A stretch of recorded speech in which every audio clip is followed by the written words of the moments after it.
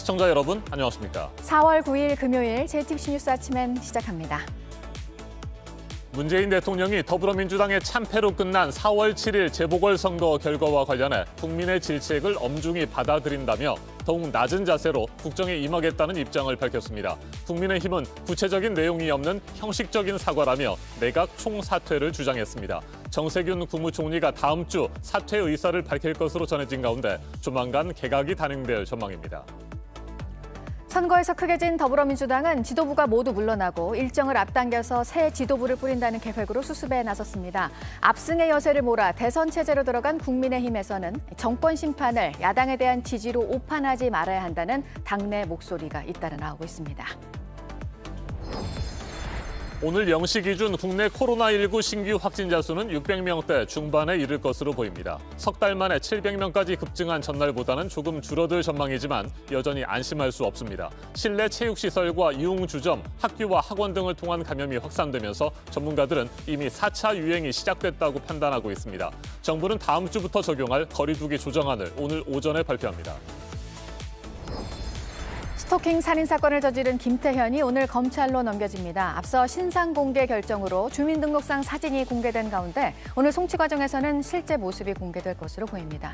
경찰은 범행 전후 상황 등 수사 결과를 발표합니다.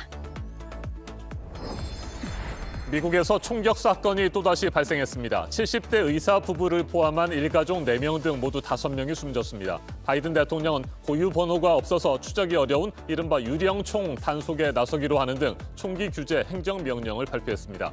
하지만 대통령의 이 같은 대책 발표 직후에도 텍사스에서 또 다른 총기 난사 사건이 발생해 최소 6명이 다쳤다는 보도가 나왔습니다.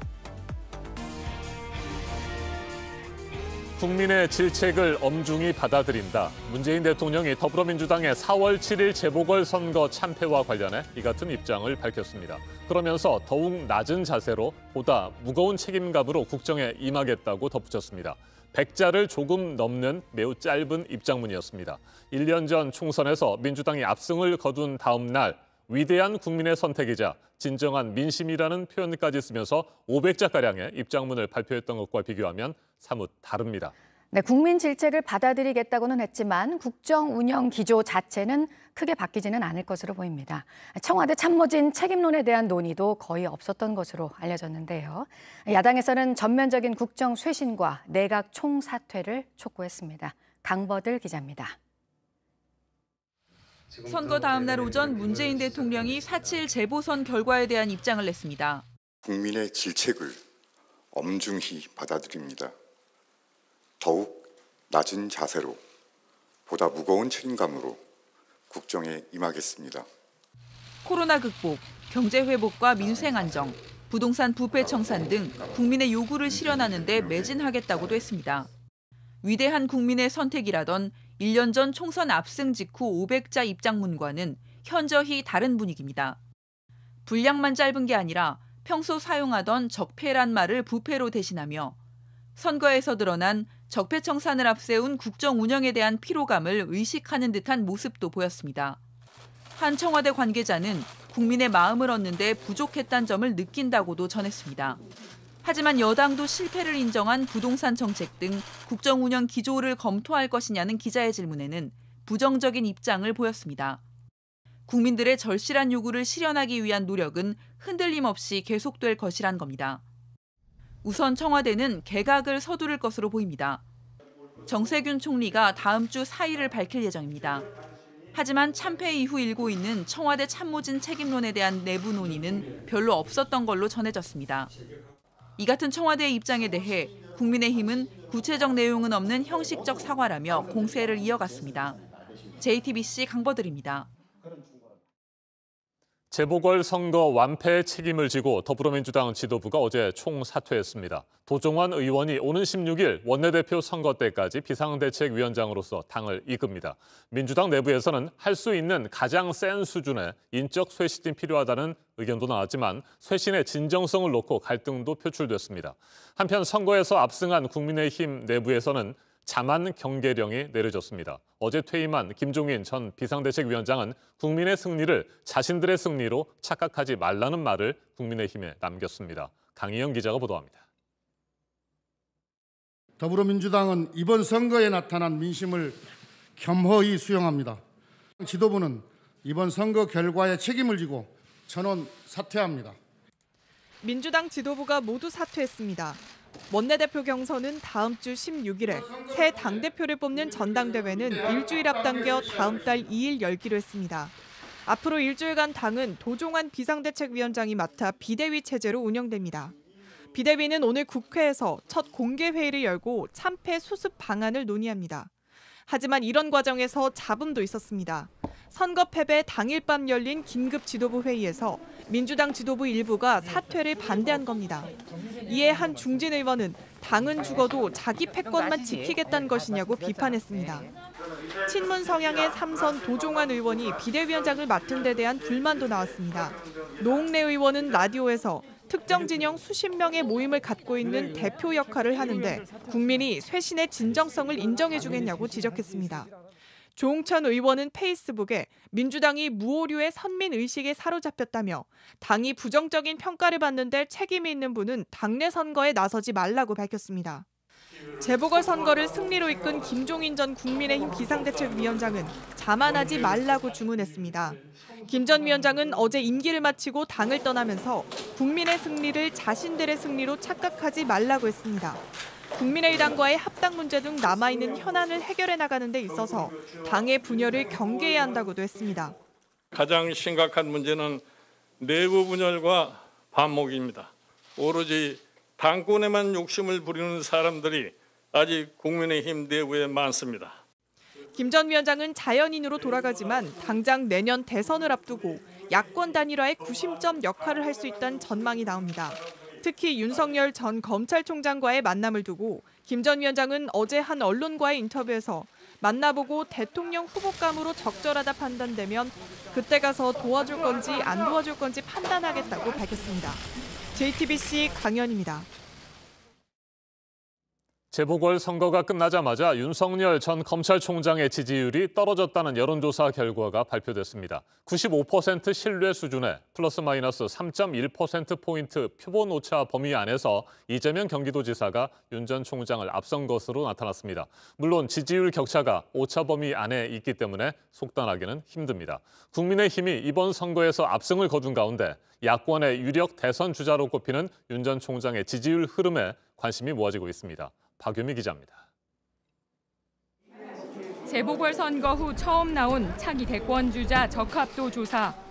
선거일을 포함해 4일간 실시한 이번 조사에서 이재명 경기지사는 24%의 지지율로 18%의 지지를 받은 윤석열 전 검찰총장을 오차 범위 내 앞서는 걸로 조사됐습니다.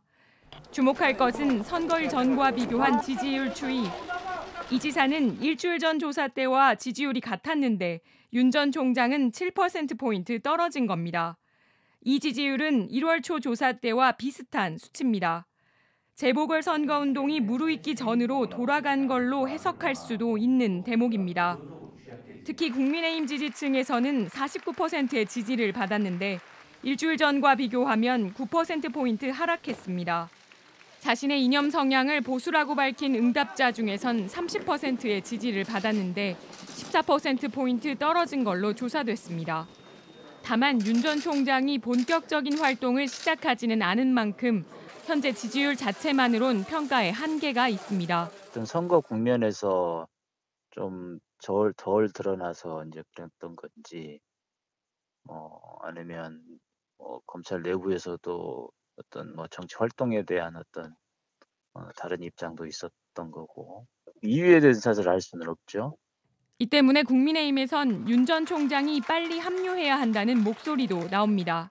그러나 윤석열 총장도 정치적인 선택을 이제 해야 되는 시기가 다가오고 있잖아요. 단일 대우의 윤석열 총장도 합류해 주기를 기대하고 있습니다. JTBC 박유미입니다.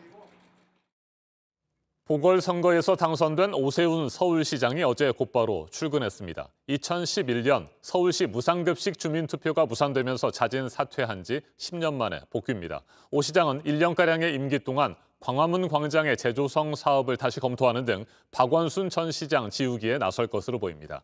더불어민주당 후보였던 박영선 전 장관은 울어서는 안 된다며 다음을 기약했습니다. 정영환 기자입니다. 오세훈 서울시장은 어제 아침 서울시청 신청사로 출근했습니다. 10년 전 본인이 지어놓고도 중도 사퇴하느라 한 번도 못 들어가 본 곳입니다. 집무실에서 업무 인수인계부터 받은 오 시장은 지금 추진하고 있는 서울시 사업들이 다 들어가 있는 거예요? 이게 다 숙제고 공부할 것들이네요. 이어 여당 의원이 절대 다수를 차지하고 있는 서울시의회 의장단을 만났습니다. 해야 될 일들이 많이 산적해 있다고 파악을 하고 있습니다. 각별히 좀 도와주십시오. 제가 정말 잘 모시겠습니다. 큰 격차로 당선된 오 시장은 곧장 고 박원순 전 시장 지우기에 나설 걸로 보입니다. 790억 원이 들어가는 광화문 광장 재조성 사업이 대표적입니다. 오 시장은 앞서 교통체증과 비용 낭비에 대한 책임을 져야 한다고 말한 바 있어 사업을 재검토할 것으로 전망됩니다. 고 박 전 시장 성추행 피해자의 업무 복귀도 추진할 걸로 보입니다. 오 후보는 당선 확정 인사를 통해 피해자가 편안한 마음으로 업무에 복귀하도록 잘 챙기겠다고 밝혔습니다. 서울시 및 산하 기관의 대규모 인사 개편도 예상됩니다. 관례상 고 박 전 시장 측 인사들이 빠지고 오 시장 측근 또는 캠프 인사가 들어올 것으로 보입니다. 그제 큰 표차로 패배한 박영선 더불어민주당 후보는 캠프 해단식에 참석했습니다. 박 후보는 과거 더 아팠던 패배의 기억을 끄집어내 지지자들의 결속을 도모했습니다. 2006년 지방선거와 2007년 대통령 선거에서 연달아 참패한 열린우리당의 기억을 되풀이하지 않기 위해 내년 대선을 잘 준비하자는 겁니다. 지지자들에겐 앞으로 해야 할 일이 많다며 많이 울고 싶지만 울어서도 안 된다고 강조했습니다. JTBC 정용환입니다.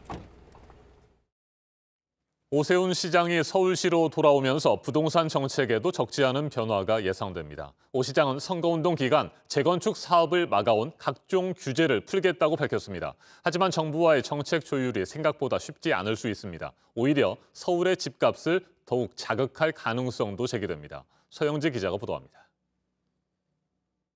지은 지 50년 된 서울 여의도 시범 아파트입니다. 이곳은 4년 전 안전진단을 끝냈습니다. 그런데 그 다음 단계인 서울시의 지구 단위 계획이 나오지 않아 현재까지 재건축 사업이 중단된 상태입니다.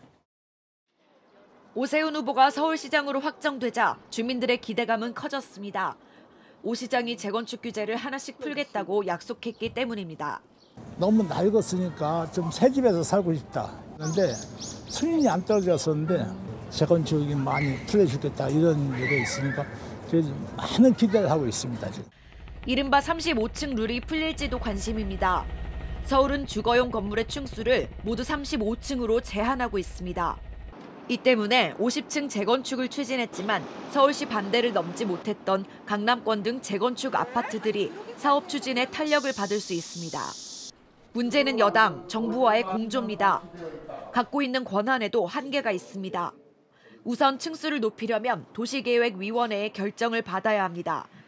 용적률을 완화하기 위해선 시의회 조례를 개정해야 합니다.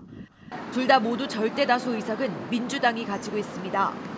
초과이익 환수제나 분양권 상한제 규정은 국토부 등 중앙정부가 정할 수 있습니다. 용적률을 높이거나 또는 층고를 완화하는 것은 서울시장이 밀어붙이면 될 가능성이 있고요. 관리처분 단계로부터 2년 거주 조건이나 재건축 초과이익 환수제는 법률로 규정하고 있기 때문에 서울시장 권한은 바뀝니다. 또 자칫 서울 집값을 자극할 수 있다는 우려도 나옵니다. 재개발이나 재건축을 너무 억제한 건 사실이거든요. 갑자기 확 풀어도 안 되고 갑자기 확 묶어도 안 되거든요. 물꼬는 트는 건 분명하고 서서히 순환이 되는 구조가. 서울시와 정부의 상호 협력이 중요한 이유입니다.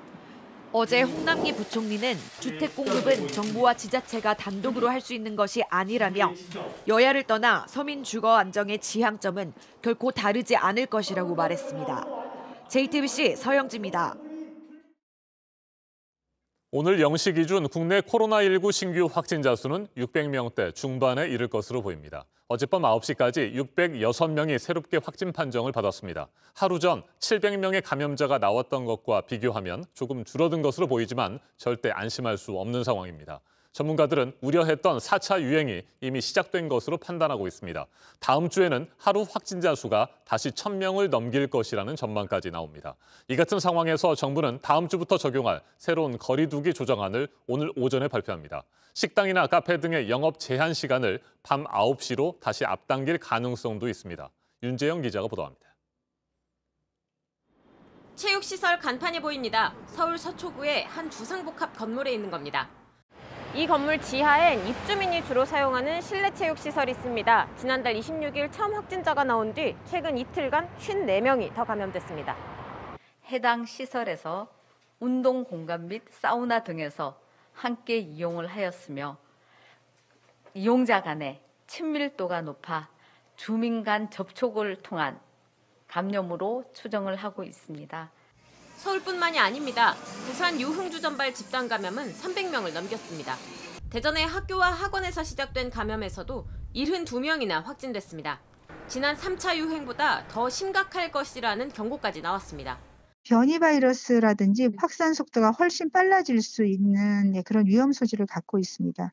특별한 방역 대책이나 국민의 경각심이나 같이 행해지지 않는다면은 다음 주에는 1,000명까지도. 정부는 다음 주부터 적용할 거리두기 조정안을 오늘 발표합니다. 권덕철 보건복지부 장관은 최근 집단 감염이 생긴 곳 중심으로 방역 수칙을 잘 지키도록 하는 안들을 살펴보고 있다고 말했습니다. 거리두기 단계를 다시 올리면 방역 피로감은 커지고 경제에도 영향을 줄 수 있다고도 했습니다. 하지만 생활방역위원회 전문가들은 거리두기 단계를 올리고 영업 제한도 다시 밤 9시로 당기는 안을 제안했습니다. 다만 자영업자의 손실을 보전해줄 구체적인 안을 만들어야 한다고 지적했습니다. 방역당국은 오늘 오전 최종 결론을 발표하기로 했습니다. JTBC 윤재영입니다. 여성 성착취물을 만들고 퍼뜨린 주범들에게 잇따라 중형이 선고되는 와중에도 이런 범죄의 피해자들은 여전히 나오고 있습니다. 이 N번방 범죄와 수법이 비슷한 또 다른 텔레그램 대화방에 대해서 경찰이 지금 수사를 하고 있는데요. 피해자가 100명이 넘습니다. 먼저 김태형 기자입니다. 여성들을 몰래 촬영한 불법 영상을 판매한다는 한 텔레그램 방입니다. 판매자가 영상 목록을 만들어 방에 올리고 가격을 제시합니다. 여성들의 사진뿐 아니라 신상 정보까지 자세히 적혀 있습니다. 또 다른 텔레그램 방에서도 같은 방식으로 유포가 이루어지고 있었습니다. 자신의 영상이 유포되고 있다는 걸 뒤늦게 알게 된 피해자 A씨가 직접 들어가서 찍은 사진입니다. 영상을 어디서 구했냐고 묻자 질문은 구매와 관련해서만 받는다고 합니다. 자신의 이름을 대며 영상이 실제 있는지 물어보자 사진과 불법 촬영 영상 일부를 보내줍니다. 어떤 분이 또 제보를 주셔가지고 그때는 이제 링크랑 그 텔레그램 링크랑 그다음에 그 구매자 아이디랑 같이 알려주셔가지고 그때 진짜 증거를 수집하게 되면서 신고를 하게 됐어요. 판매자는 판매용이라며 건당 5만 원이고 많이 구매하면 할인을 해준다고 설명합니다. 이벤트를 한다며 홍보성 글도 올립니다. 피해자들의 신고를 받은 경찰은 수사에 착수했습니다. 경찰 수사 결과 두 방의 운영자는 같은 사람이었습니다. 두 개의 아이디로 텔레그램에 각각 가입한 뒤 불법 촬영한 영상물을 판매한 것으로 드러났습니다. 충북경찰청은 최근 이렇게 텔레그램 방을 운영하며 불법 촬영물을 유통시킨 남성 B씨를 추적 끝에 검거했습니다. 서울경찰청 사이버수사과 역시 문제 영상물을 판매하고 다시 유포한 사람들이 더 있을 것으로 보고 수사를 진행 중입니다. 불법 영상물 유통이 조직적으로 이루어졌는지 확인하고 불법 영상물을 누가 구매했는지도 알아보고 있습니다. 경찰은 피해자들의 불법 촬영물 삭제 작업과 상담을 위해 방송통신심의위원회와 여성가족부에도 수사 협조를 요청한 상태입니다. JTBC 김태형입니다. 피해자들은 노출된 개인정보로 연락을 해온 남성들을 통해서 자신들의 얼굴과 영상이 온라인에 퍼지고 있다는 사실을 알게 됐습니다. 한번 영상이 올라오면 이게 불법으로 또 수집이 돼서 퍼졌습니다. 경찰은 이 영상물들을 퍼뜨린 사람들이 더 있을 것으로 보고 수사하고 있습니다. 이어서 공다솜 기자입니다. 지난 2월 피해자 A씨는 한 남성으로부터 황당한 연락을 받았습니다. 모르시는 분이 카톡이 왔는데 그냥 저한테 뭐 주가 만남 하신 적 있냐 라고 물어보셔서 아니라고. 이 남성은 누군가 텔레그램 채팅방에 유포한 A씨의 전화번호를 보고 연락을 했습니다. 연락처만 노출된 게 아니었습니다. A씨의 얼굴 사진과 불법으로 촬영된 동영상도 있었습니다. 너무 성희롱적인 발언으로 카톡이 오기도 하고 모르는 사람에게 제 동영상이나 그런 사진을 보고 연락을 했다고 생각을 했거든요. 3주 뒤엔 자신이 찍힌 불법 촬영물이 팔리고 있다는 사실까지 알게 됐습니다.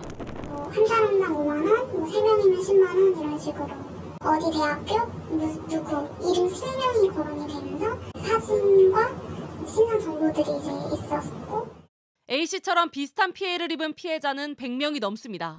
백화점 물건 고르듯이 빗줄이 있었는데 그거 어렴풋이 보기만 해도 100여 명이 남았었고 그게 다 몰카였었고 모두 30대 남성 윤모 씨가 몰래 촬영에 갖고 있던 영상입니다. A씨 역시 윤 씨와 2년 전 만났을 때 불법 촬영을 당했습니다. 경찰 수사 결과 윤 씨는 휴대전화나 보조 배터리 형태의 카메라를 이용해 100명이 넘는 여성을 불법으로 촬영한 것으로 드러났습니다.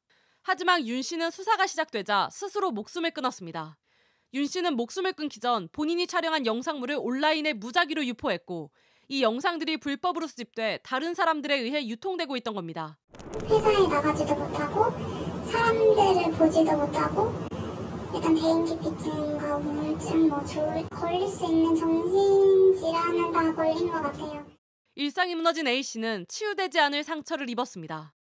처벌을 받아도 그렇게 후련할 것 같지는 않아요. 잡혀면 이제 제 유포는 이제 그래도 안 되겠구나라는 안도감 뿐이지. JTBC 공다소입니다. 잇따른 총기 사건들과 관련해서 미국 바이든 대통령이 대책을 내놨습니다. 규제가 불가능했던 부품을 사서 직접 조립해서 만드는 총을 단속하는 내용이 포함되어 있는데 온라인 판매 금지 같은 대선 공약에는 미치지 못하는 수준이기도 하고 입법화가 될 수 있을지도 알 수 없습니다. 워싱턴 임종주 특파원이 전해왔습니다. 현지 시간 수요일 총격 사건이 발생한 미국 남동부 사우스캐롤라이나주 로킬 지역입니다. 이곳 주택에서 저명한 70대 의사와 부인, 손주 2명을 포함한 일가족 4명 등 모두 5명이 숨졌습니다. 경찰은 프로 미식축구 선수로 활약한 32살 필립 애덤스를 용의자로 지목해 추적에 나섰습니다. 쫓기던 애덤스는 집이 포위되자 침실에서 극단적인 선택을 했습니다. We also learned that Mr. Adams lived close to where this incident took place, just down the road, about a quarter of a mile, maybe a little more. 미국에선 하루 평균 300명 넘게 총격 피해를 입고 있고 그중 100명가량이 사망에 이르고 있습니다. 바이든 대통령이 총격 피해 희생자들과 함께 연설대에 섰습니다. Gun violence in this country is an epidemic. Let me say it again. Gun violence in this country is an epidemic. And it's an international embarrassment. 바이든 대통령은 유령총 단속을 주요 내용으로 한 총기 규제 행정명령을 발표했습니다. 유령총은 소비자가 부품만 구입해 직접 조립하는 총으로 고유 번호가 없어 추적이 어려워 범죄 사각지대라는 비판을 받아왔습니다. 또 권총을 소총 수준으로 개조할 수 있는 보조 장치도 등록 대상으로 지정하기로 했습니다. We also have to ask the Justice Department to release a new annual report. This report will better help policymakers address firearms trafficking as it is today. 백악관은 총기 폭력을 막기 위한 첫 조치라고 의미를 부여했습니다. 그러나 총기 구입자 신원 조회 강화와 온라인 판매 금지 등 대선 공약에는 미치지 못한 데다 공화당의 반대로 입법화는 여전히 불투명합니다. 바이든 대통령 발표 직후엔 남부 텍사스에서 또다시 총기 난사 사건이 발생해 최소 6명이 다쳤다고 현지 언론이 속보로 전했습니다. 워싱턴에서 JTBC 임종주입니다. 이번에는 오늘 아침 체크해봐야 할 뉴스들을 분야별로 살펴보겠습니다. 먼저 정시 분야입니다. 러시아가 북한과 미국, 한국과 북한 간의 대화를 지원하겠다고 밝혔습니다. 지노비예프 러시아 외무부 제1아시아부 국장이 모스크바 주재 북한 대사관에서 열린 토론회에서 여러 어려움에도 불구하고 지역 국가들 간의 대화와 협력의 정신이 우세하기를 기대한다며 러시아는 지원할 준비가 돼 있다고 밝혔습니다. 오세훈 서울시장이 취임하면서 박원순 전 시장이 임명했던 서울시 부시장 3명이 모두 사퇴 의사를 밝혔습니다. 시장 권한 대행을 맡았던 서정엽 행정 1부시장과 김학진 행정 2부시장은 오 시장의 취임 첫날인 어제 사의를 표명했고 김우영 정무부시장은 취임 전날 사표를 낸 것으로 전해졌습니다. 정세균 국무총리가 그동안 진행해온 모교 대화가 사실상 어제로 막을 내렸습니다. 지난 1년 동안 각계각층 대표 280여 명과 목요일마다 만나 대화를 나누면서 국정 현안에 대한 해법을 모색했습니다. 정 총리는 다음 주 억류된 한국 선박의 문제를 매듭짓기 위해 이란에 출장을 다녀온 뒤 대권 도전을 위해 사퇴 의사를 표명할 것으로 보입니다. 4차 재난지원금이 지난 열흘 동안 227만 명에게 지급이 됐습니다. 금액으로는 3조 9천억 원가량입니다. 계획 금액의 90%가 넘는 수준입니다. 중소벤처기업부는 이달 하순에는 증병 서류 등이 필요한 확인 지급 대상자에게 지원금을 지급할 계획입니다. 국내 주식시장 비중과 관련해서 국민연금이 오늘 또 논의를 합니다. 올해 들어서만 15조 원을 매도했고 국내 주식 비중을 늘려야 한다는 국민연금에 대한 압박이 좀 있었습니다. 매도 흐름을 멈추게 될지 관심입니다. 프란치스코 교황이 국제금융기구들의 서한을 보냈는데요. 코로나 사태로 더 힘들어진 빈국의 채무 부담을 줄여달라고 호소했습니다. 세계은행과 국제통화기금 앞으로 보낸 서한에서 인간적이고 결속력 있는 세계를 만들려면 가난한 이들을 포용해야 한다고 강조했습니다.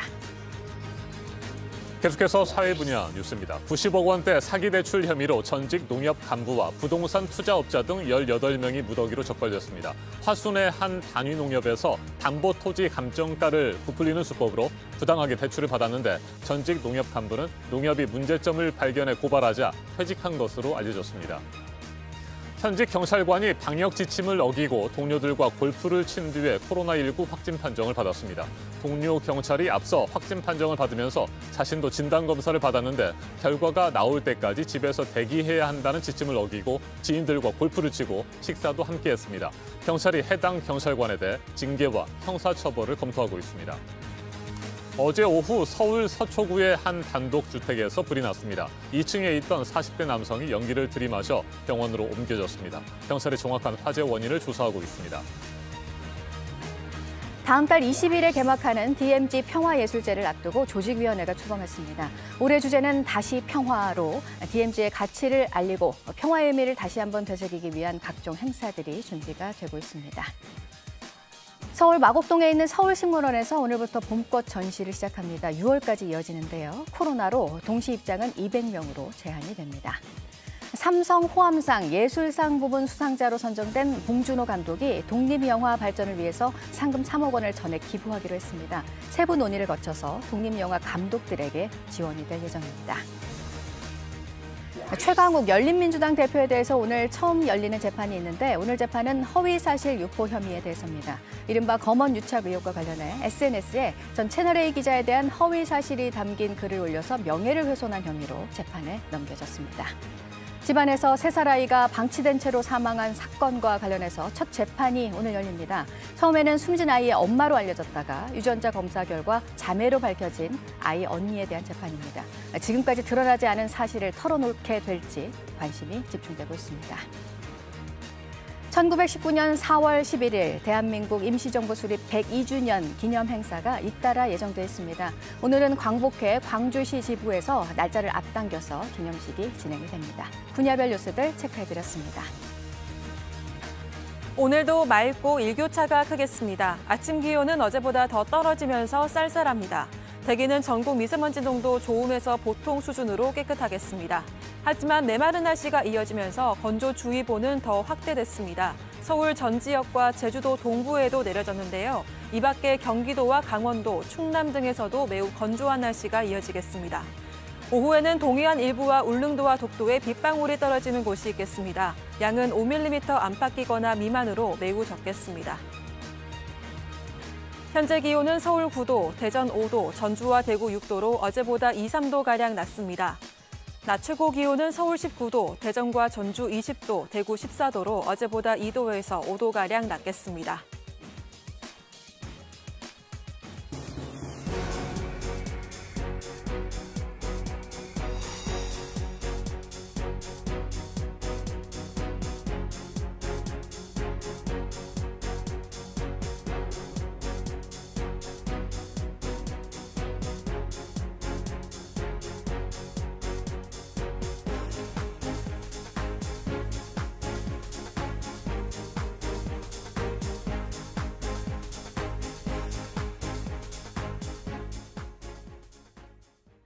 스토킹 살인을 저지른 김태현이 오늘 오전 검찰로 송치됩니다. 이 과정에서 얼굴이 공개될 수도 있습니다. 경찰은 김 씨가 나머지 가족도 계획적으로 살해한 건지 입증하는 데 주력했습니다. 송우영 기자입니다. 김태현이 피해자가 자주 가던 PC방으로 향합니다. 10여 분 뒤 나오더니 옆 건물에 있는 마트로 갑니다. 흉기를 훔친 뒤에는 피해자가 사는 아파트에 들어갔습니다. 손에 든 비닐봉지 안에는 미리 준비한 작은 상자가 있었습니다. 김 씨는 경찰 조사에서 물건 배달을 온 것처럼 보이려고 상자를 들고 있었다고 진술했습니다. 피해자의 가족이 집에 있을 경우 집에 들어가려고 미리 계획한 정황으로 보입니다. 경찰은 김 씨가 피해자의 늦은 퇴근을 알고 있었던 만큼 애초 가족까지 해칠 생각을 했던 걸로 보고 집중 추궁했습니다. 살인과 주거침입, 절도 혐의뿐 아니라 큰딸을 지속적으로 스토킹하며 괴롭힌 경범죄 처벌법 위반 혐의도 적용됐습니다. 또 증거를 인멸하기 위해 큰딸의 핸드폰 연락처 등을 지워 정보통신망법 위반 혐의도 추가됐습니다. 최근 통과된 스토킹 범죄 처벌법은 올해 10월부터 시행돼 적용되지 않았습니다. 전문 프로파일러도 다시 투입돼 심리 분석을 이어갔습니다. 3명을 살해하고도 사흘간 희생자들 옆에서 지낸 김 씨는 스토킹하던 큰딸과 같은 방에 누운 채 발견됐습니다. 이번 경찰 조사에서 김 씨는 국선 변호인의 참여를 거부하기도 했습니다. 경찰은 김 씨를 검찰에 넘기면서 얼굴도 공개할 계획입니다. 하지만 본인이 직접 벗겠다고 나서지 않으면 마스크를 쓴 채 모습을 보이게 됩니다. JTBC 송우영입니다. 용인 반도체 클러스터 개발 예정지 안팎의 토지를 가족 명의로 매입해 투기 혐의를 받는 경기도청의 전 간부 공무원이 구속됐습니다. 구속 전 피의자 신문을 진행한 재판부는 범죄 혐의가 소명됐고 증거인멸에 염려가 있다며 전직 경기도청 기업투자 유치 담당 팀장인 A씨를 구속했습니다. A씨는 2018년 10월 부인이 대표로 있는 회사를 통해 용인시 처인구 원산면 내필지 1,500여 제곱미터를 5억 원에 사들였습니다. 이 땅은 반도체 클러스터 개발 예정지와 맞닿은 곳으로 해당 사업부지 개발 도면이 공개된 이후 시세가 25억 원 이상으로 오른 것으로 알려졌습니다.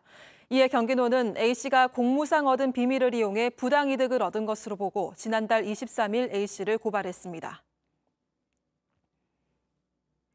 어제 오후 5시쯤 부산 강서구 중앙고속도로 대저 분기점에서 달리던 레미콘 차량 한 대가 옆으로 넘어지는 사고가 일어났습니다. 사고 직후 레미콘 운전자는 스스로 차를 빠져나와 인명사고는 없었지만 차량 통행이 통제되면서 약 1시간 동안 교통이 마비됐습니다.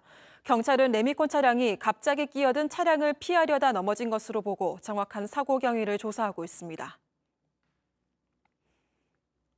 같은 병실에 있던 환자의 수액에 청소용 세제를 넣은 30대 남성이 구속돼 검찰에 넘겨졌습니다. 이 남성은 지난달 20일 자신이 입원해 있던 대전의 한 병원에서 다른 환자의 수액에 욕실용 세제를 넣은 혐의를 받고 있습니다. 이 남성은 이전에도 비슷한 방식으로 범행을 한 차례 더 저지른 것으로 파악되는데 현재 혐의를 부인하고 있습니다. 한편 세제 수액을 맞은 피해자는 병원에서 혈액투석 등 치료를 받고 있습니다.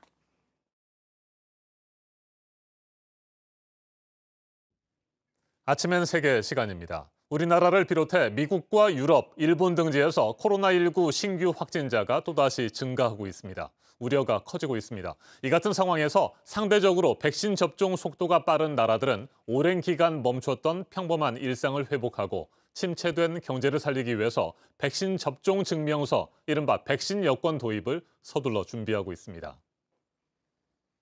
유럽에서 가장 먼저 가장 빠르게 코로나19 백신 접종을 진행하고 있는 영국이 백신 여권 도입에도 가장 적극적입니다. 백신을 언제 접종했는지, 검사 결과는 음성인지, 6개월 안에 양성 판정을 받고 자연 면역력이 생겼는지 등 3가지 항목을 백신 여권에 담을 예정입니다.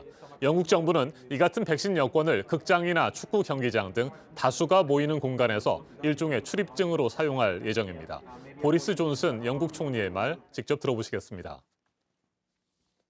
That's the role of vaccination passports for overseas travel. I think that is going to be a fact of life, probably. 이미 백신 여권을 도입한 국가들도 있습니다. 아이슬란드는 지난 1월 세계 최초로 백신 여권을 도입했습니다. 이스라엘에서는 녹색 여권이라는 이름의 백신 접종 증명서를 소지하면 모든 격리 의무에서 벗어날 수 있고 공공시설 이용에도 제약이 없습니다. 유럽연합도 백신 여권 도입을 서두르고 있습니다.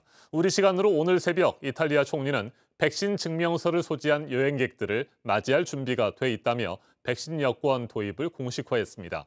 내년 2월 베이징 동계올림픽을 앞둔 중국 역시 백신 여권 도입에 속도를 내고 있습니다.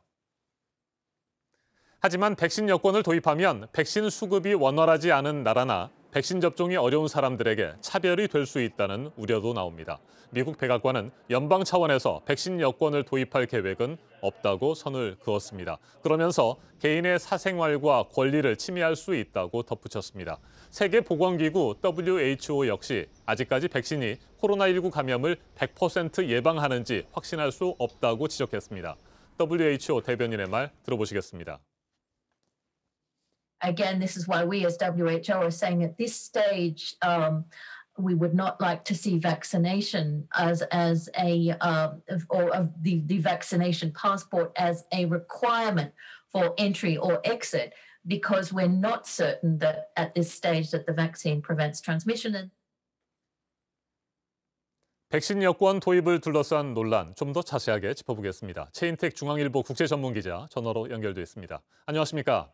예, 안녕하십니까? 네, 백신 여권을 도입했거나 적극 검토 중인 국가가 늘고 있습니다. 하지만 미국 백악관이나 WHO는 앞서 전해드린 것처럼 도입을 반대하고 있고요. 백신 여권의 기대 효과와 부작용에 대한 의견이 충돌하고 있는데 어떻게 보세요? 예, 역시 이제 그 기대 효과는 경제죠. 특히 이제 경제에서 관광 산업이 중요한 지정학종 국가들은 백신 여권에 유난히 앞장서고 있습니다. 아까 나온 이탈리아는 지금 관광 장관이 6월 2일을 기점으로 해서 이런 증명서를 가진 사람의 입국을 허용하겠다고 밝혔고요. 관광 산업을 이제 백신 여권을 무기로 해서 재개하겠다는 거고요. 네. 그리스는 5월 14일부터 하겠다는 입장을 이미 밝혔습니다. 스페인도 5월 중순에 이제 하겠다는 계획인데요. 이를 보면 이제 일단 관광이 급한, 경제가 급한 나라에서 먼저 이제 나서고 있는 건데요.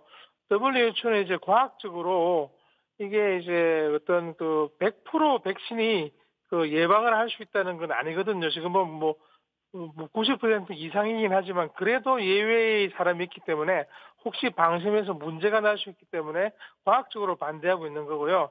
그리고 이제 모든 사람이 지금 접종을 받지 못하고 있기 때문에 이 자체가 어떤 그 백신 접종이 늦어지는 나라에 대한 국제적인 차별이 아닌가 이런 입장입니다. 미국에서는 지금 이제 정부와 민간의 관계에서 백악관은 이제 그 백신 여권이라는 걸 만들면은 민간이 할 일이다.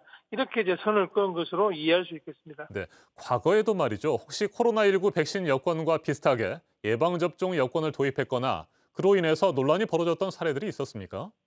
예, 지금도 사실 비슷하게 그 치사율이 높은 황열병, 열대 지역의 이제 풍토병인데요. 이 경우는 이제 캐나다나 우간다 이런 나라에 입국할 때는 관련 백신 접종 증명서를 반드시 휴대하도록 하고 있습니다. 한국에서는 이제 국립의료원이나 공항금융처에서 이제 맞을 수가 있는데요. 현지 공항에서 여권 검사보다 검역 서류 작성하고 백신 접종 증명서 확인에 더 시간이 걸릴 정도거든요. 근데 지금 보면 이미 이제 1960년대부터 황열병이 많은 아프리카 지역에서 그 세계보건기구가 나서서 황색 카드라는 이제 접종 증명서를 그 공식적으로 만들었고요. 그리고 이제 19세기 말 1887년에 뉴욕에서 천연두가 학교에 막 퍼지니까 학생들에게 등교 조건으로 천연두 예방접종 증명서를 가져오라 이런 요구를 해서 논란이 된 적이 있습니다. 네, 우리나라도 백신 여권 도입에 대한 논의를 시작했죠. 이달 중으로 일단 백신 접종 여부를 증명하는 전자증명서를 상용할 계획인 것으로 알려졌고요. 어떤 형태로 사용될지 궁금합니다. 그리고 앞으로 더 고민해야 할 부분들은 뭐가 있을까요? 예, 일단 이제 디지털 증명서를 개발하고 있고요. 이를 바탕으로 어떤 앱도 이제 만들어서 하겠다는 건데, 문제는 이제 위 변조입니다. 맞지 않고 이제 맞은 것처럼 만들어서, 어떤 장소에 그냥 들어갈 수 있고 이런 자격을 획득하는 건데요. 이를 위해서 지금 이제 블록체인 기술을 기반으로 아주 복잡하고 정교한 디지털 증명서를 준비를 하고 있습니다. 문제는 이제 이런 증명서가 있더라도 격리나 검사는 그대로 해야 한다는 겁니다. 네. 자칫 이제 이런 디지털 증명서 혹은 백신 여권이 어떤 방역에 대한 나태함으로 이어져서는 안 된다는 거죠. 그게 가장 중요한 사항으로 지적되고 있습니다. 알겠습니다. 말씀 잘 들었습니다. 최인택 중앙일보 국제전문 기자였습니다. 코로나19가 발생한 지 1년이 훌쩍 넘었지만 여전히 확산세는 꺾이지 않고 있습니다. 백신 접종도 예상보다 더딥니다. 이 같은 상황에서 백신 여권이라는 새로운 화두가 수면 위로 떠올랐습니다. 어둡고 긴 코로나19 터널을 빠져나와서 일상을 되찾는 열쇠가 될지 아니면 또 다른 차별과 분열을 야기시키는 날카로운 칼이 될지 백신 여권 도입을 둘러싸고 각국의 고민이 깊어지고 있습니다. 지금까지 아침엔 세계였습니다.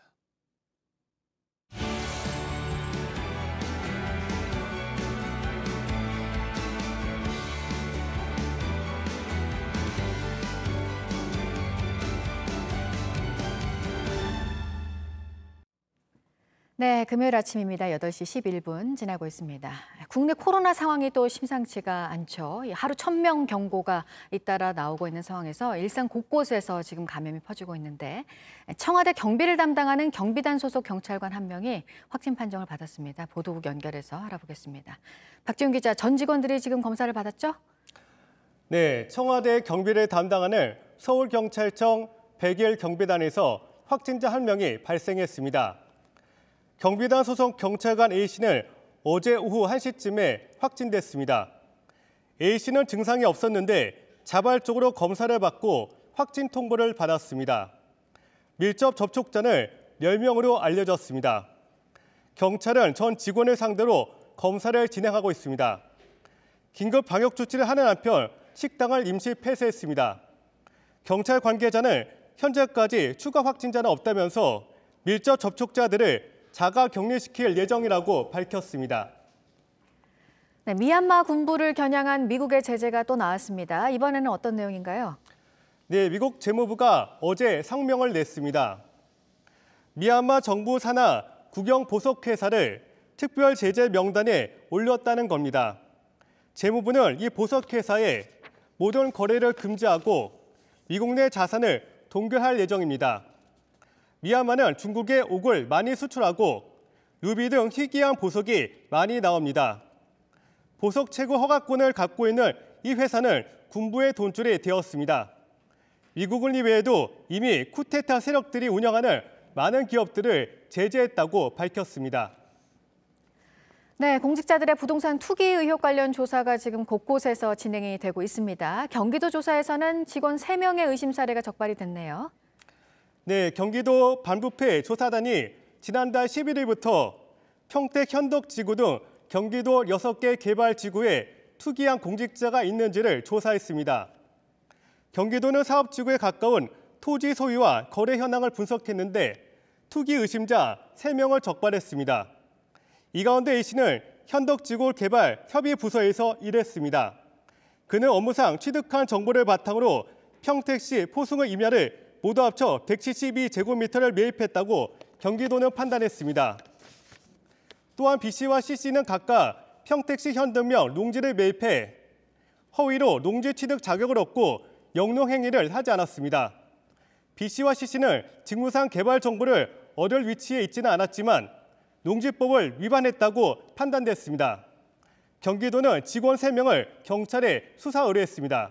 지금까지 아침엔 지금 JTBC 박지윤입니다. 미국에서 잇따르고 있는 아시아계 증오 범죄를 어떻게 막을지 여러 대책들이 얘기가 되고 있고 이런 증오 범죄의 출발은 전 대통령이 노골적으로 드러낸 반감이 자리 잡고 있다는 분석도 있습니다. 이런 상황에서 증오 범죄 피해자는 끊이지 않고 나오고 있습니다. 김민관 기자입니다. 길을 가던 30대 아시아계 여성에게 후드티를 뒤집어 쓴 남성이 다가갑니다. 몸을 부딪히더니 갑자기 머리채를 움켜쥡니다. 저항하는 여성을 밀친 뒤엔 벽을 내리치고 사라집니다. 이 남성은 지난 5일에도 비슷한 범죄를 저질렀습니다. 범행 대상은 이번에도 동양인이었습니다. 가게에 진열된 꽃다발을 갑자기 집어던지더니 길 위에 서 있던 노인을 밀쳤습니다. 노인은 팔에 심각한 부상을 입었습니다. 뉴욕 경찰은 지난 8일 증오범죄 혐의로 이 남성을 체포했습니다. 범인은 브루클린에 거주하는 28살의 백인 남성이었습니다. That guy happened on 11 o'clock in the morning. It's not 11 p.m. You don't feel safe at all. It's terrible. Like are we all senior? So scared. 뉴욕 등 대도시를 중심으로 아시아계 증오 범죄가 연달아 일어나고 있습니다. 앞서 지난달 뉴욕 맨해튼에서는 흑인 남성이 아시아계 여성을 발로 차 쓰러뜨린 뒤 몇 번이고 걷어차는 일까지 벌어졌습니다. 이걸 지켜보다가 정직 처분을 받았던 경비원 2명은 해고됐다고 CNN은 전했습니다. 지난해 미국 주요 도시에서 발생한 아시아계 증오 범죄는 전년보다 149% 증가했습니다. 그리고 올해는 이 수치가 더 늘어날 것으로 보입니다. JTBC 김민관입니다. 코로나로 북한과 중국 간의 교역이 멈춘 지 1년이 지난 상황에서 언제 다시 시작이 될지 관심이 모아졌었는데요. 다음 주 김일성 주석 생일 다음 날부터 국경이 열리게 될 것으로 보입니다. 박성훈 기자입니다. 북중 접경지 단둥에서 양국 교역이 중단된 건 지난해 1월 30일. 단둥에서 코로나19 확진자 5명이 발견된 지 이틀 만에 끊겼습니다. 우리나라와邻접하고 있는 중국의 단동시와 남조선에도 이 비루스가 퍼져 그 위험성이 더욱 심각해지고 있습니다. 그 뒤에도 방역 물품 등 일부는 열차로 운송됐지만 이마저도 지난해 8월 북한이 감염병 비상사태를 선언하며 전면 중단됐습니다. 북중 간 교역량은 전년 대비 30% 수준으로 급감했습니다.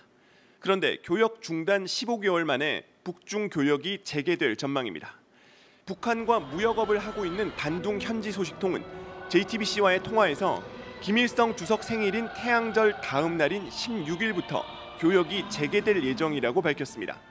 소식통은 북측 세관에서 나온 얘기로 이는 기정사실화된 것이라며 양측 세관이 업체들의 방역 관련 교육을 실시하고 있다고 말했습니다.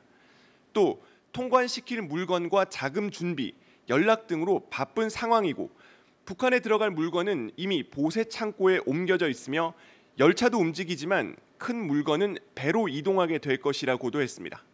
석탄과 비료 등 무역이 전면 재개될 거라는 겁니다. 북한 정부에 정통한 또 다른 소식통도 같은 얘기를 했습니다.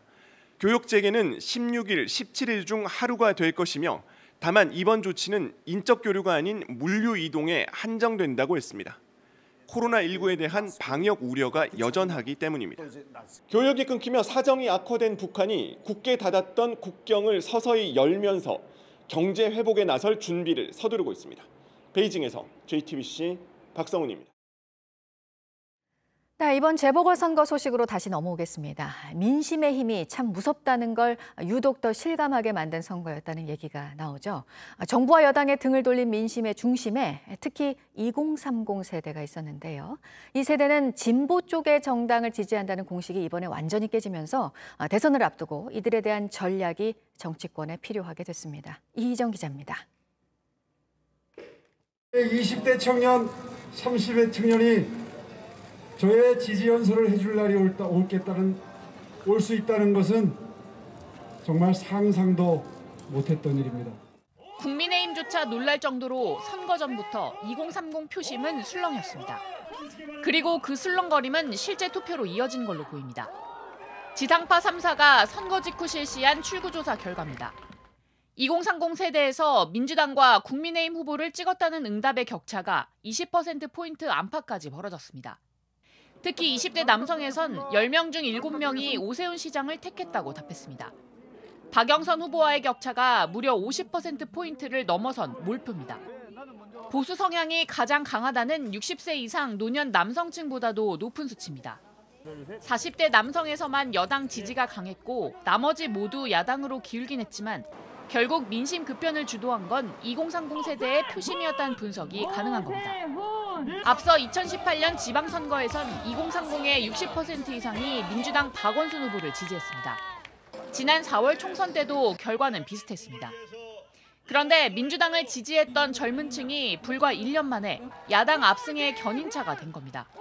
이렇게 청년은 진보당 지지, 노인은 보수당 지지라는 정치권의 통상적인 공식이 깨지면서 대선을 채 1년도 남겨두지 않은 정치권에선 새로운 2030 전략이 필요하다는 목소리가 커질 전망입니다. JTBC 이희정입니다. 4월 7일 재보궐선거에서 더불어민주당이 참패하고 국민의힘이 압승을 거뒀습니다. 선거가 끝났지만 정치권에 몰아치고 있는 후폭풍은 거셉니다. 더불어민주당 지도부는 완패의 책임을 지고 어제 총사퇴했습니다. 오는 16일 차기 원내대표가 선출될 때까지 도종환 의원이 비상대책위원장으로서 당을 이끕니다. 승리한 국민의힘 내부에서는 자중의 목소리가 나오고 있습니다. 차재원 부산가톨릭대 특임교수 자리 함께했습니다. 어서 오십시오. 예, 안녕하세요. 네, 선거 전부터 분노의 민심이 들끓었습니다만 이 정도의 큰 격차로 더불어민주당이 참패를 당할지는 몰랐다. 뭐 이런 얘기들도 나오고 있습니다. 그렇죠. 어떻게 보세요? 불과 1년 전에 180석의 의석을 차지할 정도로 압승을 거뒀지 않습니까? 1년 사이에 이만큼 그러니까 민심이 바뀐 부분에 대해서 혹자는 뭐 롤러코스터 같은 현상이라는 이야기를 합니다만 네. 저는 뭐 한국 정치의 역동성을 보여주고 있는 것이 아닐까 하는 생각이 듭니다. 아하. 그러니까 이 권력이 잘못할 때는 언제든지 민심이 해초를 들 수 있는 이러한 그 일종의 이 민심의 반응, 이러한 부분들이 상당히 한국 정치에 던지는 이 메시지가 강하다고 보는 것이죠. 그리고 특히 이번에 상당히 정권 심판에 이렇게 민심이 강하게 반응할 수밖에 없었던 이유는 그동안에 이 정부 여당이 보여줬던 여러 가지 잘못들이 있는데, 예를 들면 키워드를 중심으로서 이야기를 해보면요. 일단은 오만과 독선이죠. 오만과 독선이라는 부분인 건데요. 사실은 이 지금 180석이라는 의석만 믿고 사실 이 숫자에 의존한 그러한 정치를 했다는 것이죠. 그리고 또 하나는 이 지금 위선이라는 부분이 있는 것이거든요. 내로남불이라는 이야기가 이번에 뭐 뉴욕 타임즈에도 보도가 될 정도로 상당히 이 집권 세력의 도덕성의 이중잣대, 이런 부분들에 대한 상당한 심판이 있었다. 그리고 또 하나는 일종의 무능이죠. 네. 무능이라는 것은 이 지금 부동산 가격의 폭등, LH 사태에서 드러나고 있는 이 집권 세력의 무능에 대한 일종의 심판이 강하게 작용한 것이 아닐까라는 생각이 듭니다. 네, 앞선 리포트에서도 전해드렸습니다. 2030 젊은 세대의 달라진 표심이 이번 선거 결과에 직접적인 영향을 미쳤다고 보세요? 예, 뭐 저는 그렇게 봅니다. 물론 그러니까 40대를 제외한 전 연령이 사실은 지금 야권 후보를 지지한 것으로 드러나고 있습니다만, 그중에서 2030은 이전부터 상당히 진보적 가치를 표방하는 쪽에다가 표로 몰아준다는 그러한 이야기들이 있었거든요. 그런데 사실은 2030은 그러니까 진보 세력이라고 이렇게 정치적으로 도식을 만드는 것 자체가 저는 틀린 것이 아닐까 하는 생각이 듭니다. 네. 2030의 입장에서는 사실 앞으로 살아갈 이 지금 미래가 많이 남아있는 세대지 않습니까? 그런 사람들의 입장에서 보면 당장 먹고 사는 문제, 더 나아가서는 미래에 내한테 누가 도움이 될 것인가 부분에 대한 걸 기준으로 해서 판단한다는 것이고, 그만큼 탈정치화되어 있고 실용화되어 있다는 것이고요. 또 특히 2030의 이번의 분노는 사실은 이 문재인 정부가 출범하면서 내세웠던 공정의 가치가 훼손됐다는 데 대한 이 분노와 좌절감이 표현된 것이 아닐까 하는 생각이 드는데요. 사실 앞서도 제가 말씀드렸습니다만 부동산 가격의 폭등, 그리고 또 주식 가격의 폭등, 이런 부분들이 소위 말해서 기성세대들이 이익을 갖고 가고 있다면 네. 그런 2030은 소위 말하는 연끌을 통해서라도 이렇게 따라가고 싶지만 그것이 전혀 실현되지 않고 오히려 최악의 지금 취업난 속에 고통을 겪고 있다. 이런 부분들에 대한 좌절감이 결국 심판의 표심으로 나타난 것이 아닐까 하는 생각이 듭니다. 네, 문재인 대통령이 어제 재보선 결과에 대해서 입장을 밝혔습니다. 국민의 질책을 엄중히 받아들이고 더욱 낮은 자세로 국정에 임하겠다고 밝혔습니다. 100자를 조금 넘는 짧은 입장문이었습니다. 1년 전 총선에서 여당이 압승을 거뒀을 때에는 500자가 네. 조금 넘는 그런 긴 입장문을 밝혔고, 이때 위대한 국민의 선택이다, 진정한 민심이다, 이런 표현까지 썼는데 그때와는 좀 많이 다르다, 이런 평가들이 나오고 있습니다. 그만큼 이 입장문 자체가 짧다는 것은 네. 저는 아마 문재인 대통령이 느끼는 아픔이 그만큼 크다는 그 반증이 아닐까 하는 생각이 듭니다. 그래서 지금 아까 질책을 엄중히 받아들이겠다, 더욱 낮은 자세로 하겠다는 이야기를 합니다만, 문제는 과연 어떻게 그것을 할 거냐의 문제인데요. 결국 이번에 실패라는 것은 정책의 실패, 인사의 실패, 대응의 실패거든요. 그럼 이 실패를 뒤집어서 생각을 하면 되지 않을까 하는 생각이 드는데요. 정책이라는 부분도 지금 정책의 실패가 분명히 있습니다만, 그러나 정책의 일관성을 유지하겠다고 지금 이 여야, 여당과 이 정부가 그렇게 이야기를 하고 있지 않습니까? 그러나 제가 생각했을 때는 이렇게 민심이 엄한 해초를 들었을 때는 사실은 일보 전진을 위한 2보 후퇴도 필요할 수가 있다는 것이고요. 또 하나는 인사 실패인데요. 인사 이번에 새로 대대적인 아마 인적 쇄신을 할 가능성이 높습니다만 네. 어떤 사람들을 데려올 것이냐. 과거처럼 내하고 좀 익숙하고 편한 사람, 또 소위 말하는 회전문 인사, 또 더 나아가서 코드 인사식의 이 인적 쇄신이라고 한다면 그것이 과연 효과가 있을 것이냐. 그리고 또 하나는 대응의 실패인데요. 사실 뭐 그동안 뭐 이 지금 추윤 갈등이라든지 검찰 개혁에 관련된 여러 가지 문제들에 대해서 참 비판 여론이 상당히 비등할 때만 하더라도 계속적으로 청와대는 침묵을 해왔거든요. 그런데 이제는 좀 더 한 걸음 앞서서 그런 민심의 여론에 경청하고 대응하는 그러한 모습으로의 자세 전환이 저는 필요한 시점이 아닐까 생각이 듭니다. 네, 더불어민주당 지도부는 어제 총사퇴를 했습니다. 할 수 있는 가장 센 수준의 인적 쇄신이 필요하다. 뭐 이런 의견들이 민주당 내부에서 나왔습니다만 또 뭐 쇄신의 진정성을 놓고 갈등도 표출되고 있는 것 같고요. 자, 이 같은 상황에서 국민의힘은 뭐 자중하자 뭐 이런 또 의견들이 나오고 있는 상황인 것 같습니다. 양 당의 대응에 대해서 어떻게 생각하세요? 일단 뭐 지금 민주당 입장에서는 좀 더 진짜 할 수 있는 쇄신과 혁신은 다 할 필요가 있다. 앞서도 제가 말씀드린 대로 지금 그러니까 이 무능이라는 부분에서 그리고 또 하나는 또 제가 생각할 때 염치가 없었다는 부분도 분명히 부끄러움이 없었다는 거죠. 이번 보궐선거가 왜 생겼느냐. 이 부분에 대해서 기책 사유가 있음에도 불구하고 그 당헌을 개정하면서까지 후보를 내지 않았습니까? 네. 이런 부분들에 대해 책임이 있는 분들은 이제는 당의 전면에서 물러날 필요가 있다. 그래서 조홍천 의원이 이런 책임 있는 분은 좀 물러나라는 이야기를 했는데 그런 부분들도 있을 필요가 있고요. 그리고 또 오만이라는 부분이 있지 않습니까? 지금 국회가 21대 국회가 개원한 지 지금 1년 가까이 지금 돼가고 있는데 사실은 지난 그 개원하고 난 뒤에 180석을 이걸 위주로 해서 사실 단독 의원 구성을 했잖아요. 그렇다고 한다면 이제는 여야 원내 대표가 바뀌고 나면 이제는 좀 뭐랄까요. 그러니까 화합적인 차원에서 예를 들면 상임위원장의 한 절반 정도는 야당에게 가감히 양보하는 그런 통합적인 모습을 볼 필요가 있다. 국민의힘 입장에서는 끊임없는 자기 혁신이 필요한 것이죠. 예. 알겠습니다. 오늘 여기까지 듣도록 하겠습니다. 차재원 부산 가톨릭대 특임 교수였습니다. 말씀 잘 들었습니다. 네, 감사합니다. 차를 타고 달리다가 비포장 도로가 나오면 타이어가 갑자기 커지면서 험한 길도 잘 뚫고 나가는 변신 타이어를 국내 연구진이 개발했습니다. 우주 탐사차나 로봇에도 쓸 수 있을 것으로 기대가 되는데요. 종이 접기 원리를 이용해서 만들었다고 합니다. 정원석 기자입니다. 차 바퀴가 앞으로 굴러가면서 점점 더 커집니다. 2배 가까이 커지는 동안 동그랗다가 납작하게 모양도 바뀝니다. 타이어를 바꿔 끼우는 게 아니라 차가 달리는 동안에 스스로 변신이 가능한 겁니다. 비결은 종이 접기식 설계입니다. 누르면 납작해지면서 바퀴가 커지고 반대로 펴면 바퀴가 작아지는 원리를 이용한 겁니다. 천으로 쭉 연결이 돼 있습니다. 그래서 어떤 한 포인트가 아니라 면 자체가 다 힘을 받을 수가 있게 되고요. 그렇게 되면은 힘의 분산이 되기 때문에 전체적으로 더 큰 힘을 지지를 할 수 있습니다. 항공기 소재와 특수천을 이용해 1톤의 무게를 버틸 정도로 강도를 높였습니다. 바퀴 지름이 크면 클수록 큰 장애물을 넘을 수 있습니다. 계단도 척척 올라가고 좁은 곳은 바퀴 크기를 줄여 통과합니다. 지형과 상황에 따라 타이어가 자유자재로 대응할 수 있는 겁니다. 달 탐사 같은 데에서도 쓰일 수 있을 거라고 생각을 하고 바퀴뿐만이 아니라 다양한 구조물들, 변형해야 되는 구조물들을 만들 수 있을 거라고 생각을 하고 있습니다. 서울대와 한국타이어 공동연구팀이 개발한 이번 연구는 국제학술지 사이언스 로보틱스의 표지 논문으로 선정됐습니다. JTBC 정원석입니다. 오늘 전국이 맑고 대기도 깨끗하겠습니다. 메마른 날씨가 이어지면서 건조주의보는 서울 전 지역과 제주도 동부 등으로 확대됐습니다. 낮 기온은 서울 19도, 대전과 전주 20도, 대구 14도로 2도에서 5도가량 낮겠습니다. 아침엔 뉴스워치, 오늘 하루 관심을 가지고 지켜봐야 할, 기억해야 할 뉴스 끝으로 정리해드립니다. 문재인 대통령이 더불어민주당의 참패로 끝난 4월 7일 재보궐선거 결과와 관련해 국민의 질책을 엄중히 받아들인다며 더욱 낮은 자세로 국정에 임하겠다는 입장을 밝혔습니다. 국민의힘은 구체적인 내용이 없는 형식적인 사과라며 내각 총사퇴를 주장했습니다. 정세균 국무총리가 다음 주 사퇴 의사를 밝힐 것으로 전해진 가운데 조만간 개각이 단행될 전망입니다.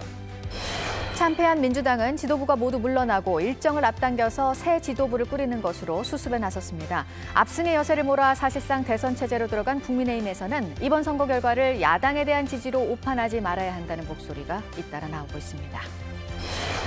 오늘 0시 기준 국내 코로나19 신규 확진자 수는 600명대 중반에 이를 것으로 보입니다. 석 달 만에 700명까지 급증한 전날보다는 조금 줄어들 전망이지만 여전히 안심할 수 없습니다. 실내 체육시설과 유흥주점, 학교와 학원 등을 통한 감염이 확산되면서 전문가들은 이미 4차 유행이 시작됐다고 판단하고 있습니다.